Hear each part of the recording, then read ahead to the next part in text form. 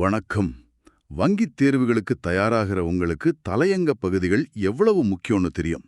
இன்னைக்கு பிப்ரவரி 11, 2026 நாம SBI, IBPS, RRB தேர்வுகளில் ஜெயிக்கிறதுக்கு உதவக்கூடிய 60க்கும் மேற்பட்ட முக்கியமான ஆங்கில வார்த்தைகளை ஆழமா அலசப் போறோம். ஆமா, வங்கித் தேர்வுகள்ல ரீடிங் காம்ப்ரிஹென்ஷன்ங்கிறது ரொம்ப முக்கியமான பகுதி.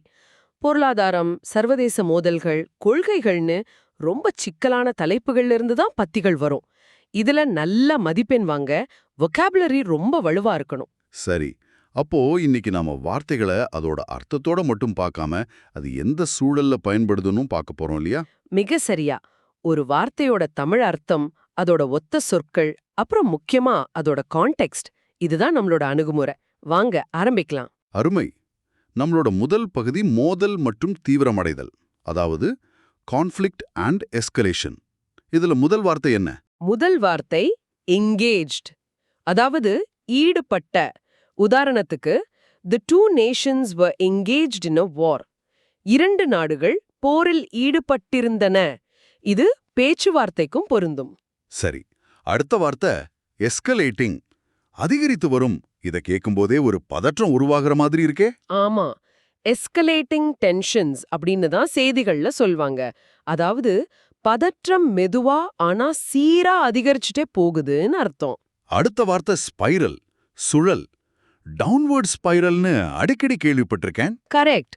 ஒரு சிக்கல்ல இருந்து மீள முடியாம மேலும் மேலும் ஆழமா போற நிலை, அதுதான் ஸ்பைரல். ஒரு தீய வட்டம் மாதிரி. ஓ, அது கூடவே ஒன்அப்மென்ஷிப் அப்படின்னு ஒரு வார்த்தை இருக்கு. மேம்படுத்துதல்னு போட்டிருக்கு. ஆனா அது நேர்மறையான வார்த்தையா? இல்ல, இது ஒரு போட்டி மனப்பான்மைய குறிக்குது. அடுத்தவரை விட நான் ஒரு படி மேல இருக்கணும்னு நினைக்கிற ஒரு ஆரோக்கியமற்ற போட்டி. சரி சரி. அடுத்ததா மேமத், பிவிட்டல், அப்புறம் அக்யூமுலேஷன். மேமத்னா மகாத்தான. ஒரு திட்டத்தோட பிரம்மாண்டத்தை சொல்லும்போது a mammoth infrastructure project அப்படின்னு சொல்லுவாங்க. அப்போ பிவிட்டல்? பிவிட்டல்னா மிக முக்கியமான ஒரு திருப்புமுனை. The peace accord was a pivotal moment. அந்த அமைதி ஒப்பந்தம் ஒரு முக்கியமான திருப்புமுனை. ஓகே. அக்யூமுலேஷன்? குவிப்பு. ஆமா, செல்வக் குவிப்பு, ஆயுதக் குவிப்பு. தி அக்யூமுலேஷன் ஆஃப் நியூக்ளியர் வெப்பன்ஸ். இது ஒரு எச்சரிக்கை தொனியோட பயன்படுத்தப்படுற வார்த்தை. அருமை. ஒரு மோதல் எப்படி உருவாகுதுன்னு இந்த வார்த்தைகள் மூலமா புரிஞ்சுக்க முடியுது. மோதலுக்கு அப்புறம் என்ன? பேச்சுவார்த்தை. அது நம்மள அடுத்த பகுதிக்கு கூட்டிட்டு போகுது. ஆமா, நெகோசியேஷன் அண்ட் சேஞ்ச். இதுல முதல் வார்த்தை நெகோஷியேட்டட். அதாவது பேச்சுவார்த்தை நடத்தப்பட்டது. சரி, ஒரு ஒப்பந்தம் பல கட்டங்களா பேசி முடிக்கப்பட்டதை இது குறிக்கும். அந்த பேச்சுவார்த்தையோட இறுதியில ஒரு புதிய நிலை எமர்ஜ்ட் ஆகும். அதாவது வெளிப்பட்டது, மாற்றம். இங்கேதான் ஆல்டர்ட் மற்றும் ட்ரெஜெக்டரிங்கிற வார்த்தைகள் வருது. ஆல்டர்ட்னா மாற்றியேன்னு தெரியும். ஆனா ட்ரெஜெக்டரி, பாதைன்னு சொல்லலாமே. எதுக்காக இந்த குறிப்பிட்ட வார்த்தை? நல்ல கேள்வி. பாத்ங்கிறது ஒரு பொதுவான பாதை. ஆனா ட்ரெஜெக்டரின்னு சொல்லும்போது ஒரு பொருளாதாரம் ஒரு குறிப்பிட்ட வேகத்தோடும் திசையோடும் பயணிக்குதுங்கிற ஆழமான அர்த்தம் கிடைக்குது. ஓ, இது ஒரு நுணுக்கமான வேறுபாடு. புரியுது. அடுத்து டாமினேட்டட் மற்றும் ஆர்சனல்ஸ். ஆமா, சில நேரங்கள்ல ஒரு சில பிரச்சனைகள் மட்டுமே ஒரு பேச்சுவார்த்தை முழுசா டாமினேட்டட் பண்ணும். அதாவது ஆதிக்கம் செலுத்தும். ஆயுதக் கிடங்குகள், அதாவது ஆர்சனல்ஸ், அது எப்படி பேச்சுவார்த்தையை பாதிக்கும்? ஒரு நாட்டுக்கிட்ட எவ்வளோ ஆயுதங்கள் இருக்குங்கிறது அந்த பேச்சுவார்த்தையோட போக்கையே தீர்மானிக்கும் இல்லையா? அதனால அந்த வார்த்தைகள் ரொம்ப முக்கியம். சரி, அடுத்த பகுதிக்கு போகலாம். இராணுவ உத்தி மற்றும் தாக்கம், military strategy and impact. Poised strategic warheads. இதுல ஸ்ட்ராட்டஜிக்ங்கிற வார்த்தை ராணுவத்தை தாண்டி இப்ப எல்லா இடத்துலயும் பயன்படுத்துறாங்களே. நிச்சயமா, ஸ்ட்ராட்டஜிக்னா மூலோபாய, ஒரு நீண்ட கால நோக்கோட திட்டமிட்டு எடுக்கிற முடிவு. அது பொருளாதாரம், வணிகம், எதுல வேணும்னாலும் இருக்கலாம். ஓகே. பொசெஸ்ட்னா வைத்திருந்தது, வார்ஹெட்ஸ்னா போர் தலைகள். இது நேரடியான வார்த்தைகள் தான். ஆமா. அடுத்த வார்த்தை லாப்சைடட், சமநிலையற்ற. அன்பேலன்ஸ்டுன்னு சொல்றதுக்கும் இதுக்கும் என்ன வித்தியாசம்? மிக மிக முக்கியமான கேள்வி. அன்பேலன்ஸ்னா சமநிலையில இல்ல. ஆனா லாப்சைடட்னு சொல்லும்போது அது ஒரு தர பட்சமா, ஒருத்தருக்கு மட்டுமே சாதகமா இருக்குங்கிற ஒரு விமர்சன பார்வை அதுல இருக்கு. ஆஹா, வார்த்தைகளுக்குள்ள இவ்வளோ அர்த்தம் இருக்கா? அடுத்து கேப்பிங், கொலாப்ஸ் மற்றும் ப்ரொபோஷனலி. வட்டி விகிதங்களுக்கு மேல் வரம்பு வைக்கிறத கேப்பிங் இன்ட்ரெஸ்ட் ரேட்ஸ் அப்படின்னு சொல்லுவாங்க. ஒரு பொருளாதாரம் சரியறத கொலாப்ஸ், அதாவது வீழ்ச்சின்னு சொல்லுவோம்.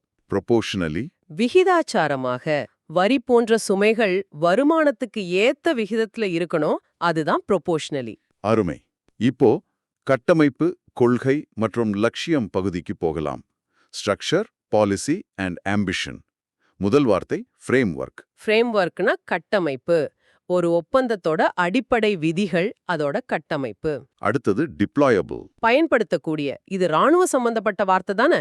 ஆமா, போருக்கு தயாரா இருக்கிற படைகளை டிப்ளாயபிள் ட்ரூப்ஸ் அப்படின்னு சொல்லுவாங்க. சரி, அடுத்து ஆம்பிஷஸ். உயர் லட்சியம் உள்ள. இது ஒரு நேர்மறையான வார்த்தை தானே? பெரும்பாலும் ஆமா. ஆனா சில சமயம் ஒரு திட்டம் லட்சியத்துல பெருசா இருந்தாலும் அது நடைமுறைக்கு சாத்தியம் இல்லாததுங்கிற ஒரு குறிப்பையும் இது கொடுக்கும். சூழல் தான் முக்கியம். இதுக்கு நேர்மாறானது ரிசீடிங், அதாவது பின்வாங்குதல். கரெக்ட். ஹோப்ஸ் ஆர் ரிசீடிங்னா நம்பிக்கை குறைஞ்சிட்டே வருதுன்னு அர்த்தம். இப்போ 2 வரலாற்று வார்த்தைகள், இம்பீரியலிஸ்ட் மற்றும் மெர்கன்டிலிஸ்ட். இதெல்லாம் பழைய கொள்கைகள் இல்லையா? இன்னைக்கும் ஏன் இதை பத்தி பேசுறாங்க? ஏன்னா வரலாறு திரும்ப திரும்ப வருது. இம்பீரியலிஸ்ட்னா ஏகாதிபத்திய, ஒரு பெரிய நாடு சின்ன நாட்டை ஆதிக்கம் செய்ய நினைக்கிறது. இன்னைக்கும் இந்த வார்த்தை பயன்பாட்டுல இருக்கு. மெர்கன்டிலிஸ்ட் வணிகவாதம். அது ஒரு பழைய பொருளாதார கொள்கை.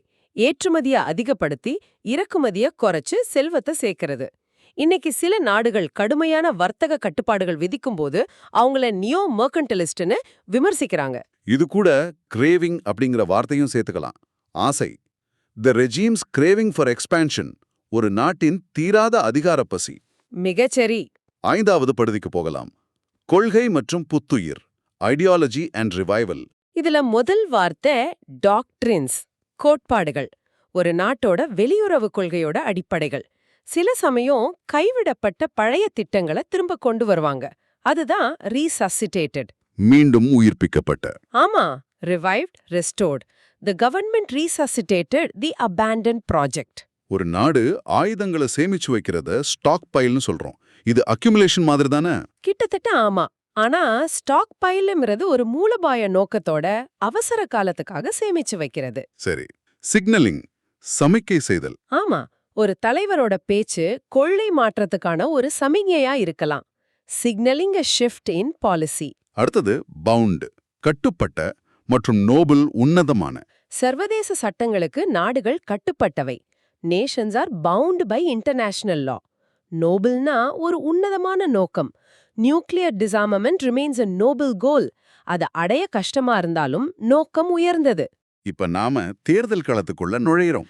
தேர்தல்கள், வெற்றிகள் மற்றும் இழப்புகள். Discriminatory, landslide, snap. ஒரு சட்டம் பாரபட்சமா இருந்தா அது டிஸ்கிரிமினேட்டரி. ஒரு கட்சி மிக மிக பெரிய வெற்றி பெற்றா அது லேண்ட்ஸ்லைட் வெற்றி. திடீர்னு தேர்தல் அறிவிச்சா அது ஸ்னாப் எலெக்ஷன். கரெக்ட். அடுத்ததா ஸ்ட்ரைக்கிங், கம்பேக்ஸ், ரீலிங், செட்பேக்ஸ். 2 விஷயங்களுக்கும் நடுவுல பெரிய வித்தியாசம் இருந்தா அது ஸ்ட்ரைக்கிங் கான்ட்ராஸ்ட். அரசியல்ல தோத்தவங்க திரும்ப ஜெயிக்கிறது கம்பேக்ஸ். ஒரு தோல்வியால தடுமாறினா அது ரீலிங். ஆமா, the economy is still reeling from the pandemic. தடைகளையும் தோல்விகளையும் செட்பேக்ஸ்னு சொல்வோம். தேர்தலுக்கு பிறகு ஆட்சி மற்றும் அதிகாரம், governance and power. Scandals, mandate. அரசாங்கத்தோட பேரை கெடுக்கிறது ஸ்கேண்டல்ஸ், அதாவது ஊழல்கள். தேர்தல்ல ஜெயிக்கிறதன் மூலமா கிடைக்கிற அதிகாரம் தான் மேண்டேட். Conservative, nationalist. கன்சர்வேட்டிவ்னா பழமைவாத கொள்கைகள், நேஷனலிஸ்ட்னா தீவிர நாட்டுப்பற்று. அடுத்து அலைன்ட், டிஸ்டிங்க்ட்லி மற்றும் பிளெட்ஜ்ட்.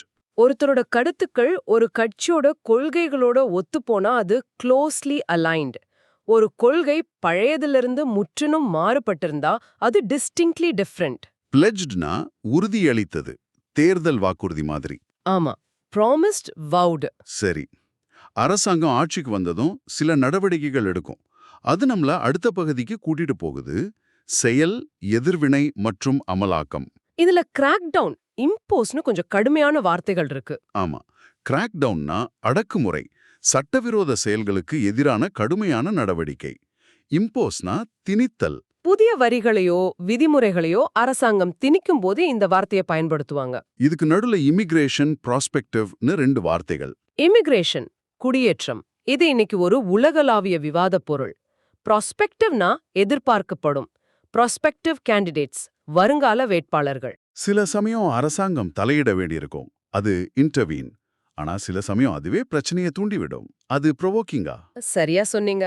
ஒரு பிரச்சனைய தீர்க்க உதவுறது இன்டர்வீன், தேவையே இல்லாம கோபத்தை தோன்றது ப்ரொவோக்கிங்.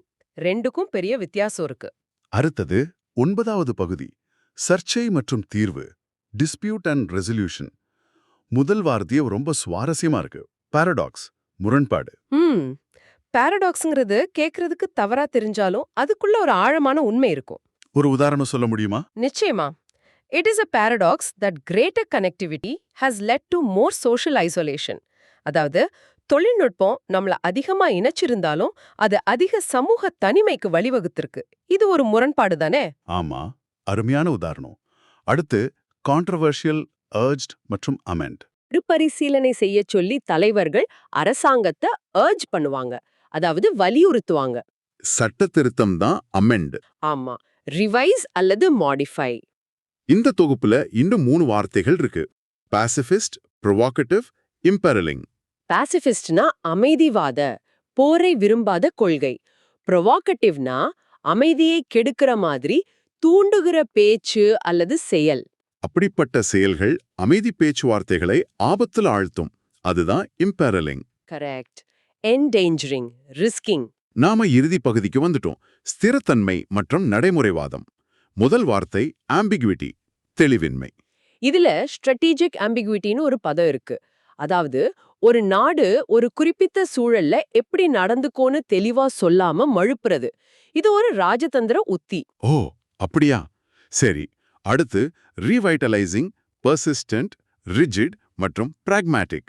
நலிவடைஞ்ச ஒரு துறைக்கு புத்துயிர் கொடுக்கிறது ரீவைட்டலைசிங். ஒரு பிரச்சனை தொடர்ந்து நீடிச்சா அது பெர்சிஸ்டன்ட் இன்இக்வாலிட்டி. ரிஜிட்னா கடினமான, கொள்கைகள்ல வளைந்து கொடுக்காம இருக்கிறது. இதுக்கு நேர்மாறானது தான் பிராக்மேட்டிக், நடைமுறை சார்ந்த, கொள்கைகளை விட தேசிய நலன்களுக்கு முக்கியத்துவம் கொடுக்கிற அணுகுமுறை. ஒரு பிராக்மேட்டிக் அணுகுமுறை இல்லைன்னா நாம அடுத்தவங்களோட கோபத்துக்கு ஆளாக நேரிடும்.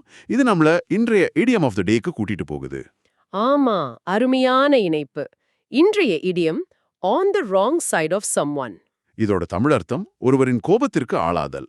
சரி, ஒரு அதிகாரத்தில் இருக்கிறவரோட நல்லெண்ணத்தை இழக்கிறது அல்லது அவரை கோபப்படுத்துறது. ஒரு உதாரணம் சொல்லுங்களேன். The diplomat's blunt remarks left him on the wrong side of several key allies. அந்த தூதரோட வெளிப்படையான கருத்துக்கள் அவரை பல நட்பு நாடுகளோட கோபத்துக்கு ஆளாக்கிடுச்சு. இன்னொரு உதாரணம். By openly challenging senior leadership, he quickly found himself on the wrong side of the management. மூத்த தலைமையை வெளிப்படையா சவால் செஞ்சதால அவர் நிர்வாகத்தோட கோபத்துக்கு ஆளானார். அருமை. இன்னைக்கு வங்கித் தேர்வுகளுக்கு ரொம்ப அவசியமான 65க்கும் மேற்பட்ட வார்த்தைகளை ஆழமா அலசி இருக்கோம். இந்த உரையாடல் உங்களுக்கு நிச்சயம் பயன்பட்டிருக்கும்னு நம்புறோம். மறக்காதீங்க, consistency is the key to conquering bank exams. விடாமுயற்சி தான் வங்கி தேர்வுகள்ல ஜெயிக்கிறதுக்கான ஒரே வழி.